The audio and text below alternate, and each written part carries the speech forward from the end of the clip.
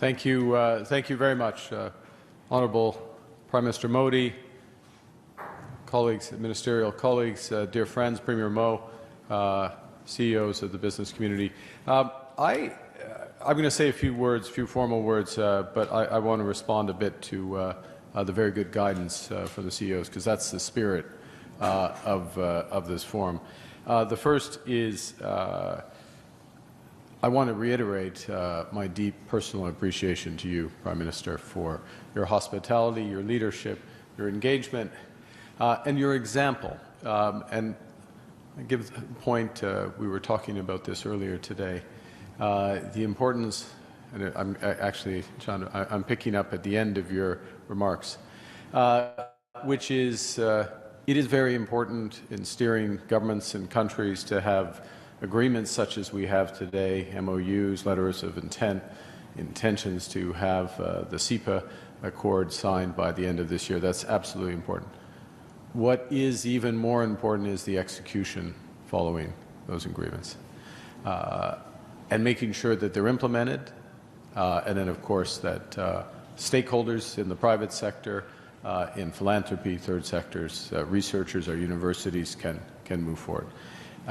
And the example of you, Prime Minister, in ensuring implementation, doing the work, following up, making sure that this happens. And I want to underscore that that's what today is about. It's the scale of the partnership, but it is the commitment to implement all aspects of the partnership.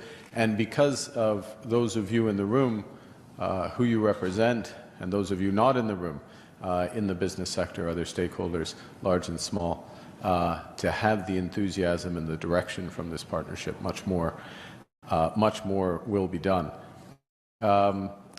So we're determined to make it easier to do business between our countries. The visa example is one example which we're taking back into Canada to work on and to make sure.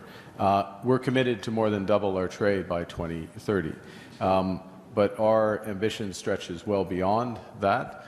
It does stretch to investment, long-term investment, infrastructure investment here and in both our countries. It extends to financial innovation, and I'm glad, picking up on something that you discussed this morning and is embedded in our agreements, financial innovation, financial payments innovation led by India, UPI applications in Canada, cross-border, and the linkages between our economies as a consequence. Huge potential for cooperation in energy. And let's learn from the example of Cameco. Tim, congratulations again. Again, following up and making a point that we can't stress enough about Canada being a reliable supplier of energy, a reliable supplier of critical minerals. There's a huge growth opportunity, of course, in uranium, huge growth opportunity in nuclear generation between our countries, but the broad gamut of critical minerals and moving forward on that to advance our clean energy ambitions, to advance applications in mobility, defense, and others. I would underscore, perhaps, for our friends on the our friends from the Confederation in India, Indian business side. You're busy. You're busy because there's a lot going on in India. I just want to underscore how much is going on in Canada, how much has changed in Canada. And just quickly, in less than a year, we've cut taxes on incomes, on capital gains, and on new home purchases. We have now a business tax rate that is on business investment that is half the G7 average, and is 4.5 percentage points below the rate in the United States. We have cut regulation and red tape for major projects such that we will have all the agreements. Premier of Saskatchewan is here. As you know, from the federal level, at the provincial level, other levels, all the approvals for major projects within a 2-year time horizon, so you can plan and then invest.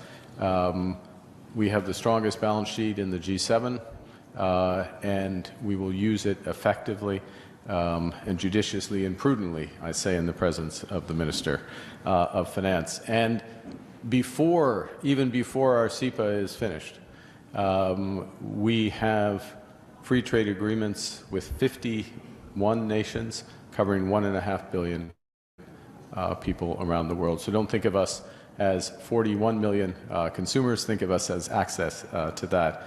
Of course, the most important 1.5 billion are in your hands, Minister, if I may say.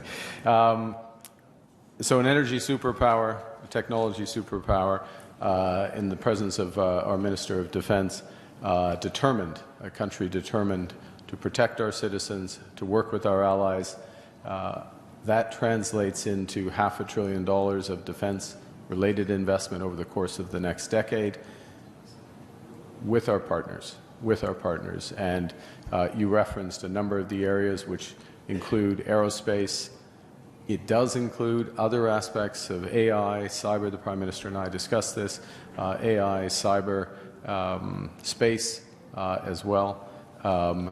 And it includes being strategic with our partners on the development of critical minerals. So many areas where we are complementary to each other's strengths, and the potential for this partnership is extraordinary. Those of you in this room will help us ensure that we realize that potential, and the example of realizing in the near term is going to build much more for the longer term. Last thing to say is that India looks down the road to 2047. The momentum is here. The prospects are achieving quintupling effectively of the economy by that point, but in a way that delivers inclusive growth, prosperity for all, is an example for us in Canada. We look to the next decade as being a transformative decade for our country. We cannot do it alone. We can do it with you. So I thank you for your presence. I look forward to hosting Goldie under your control, if you'll allow me to come. Yes, there he is. Let me know when the CEOs are coming to Canada, and I look forward to extending a small amount of the hospitality we've received there. Thank you very much. Merci beaucoup.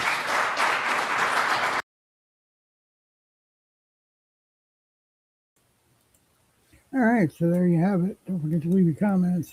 Like, follow, subscribe. We enjoy reading your comments. Have a good morning. We'll be back.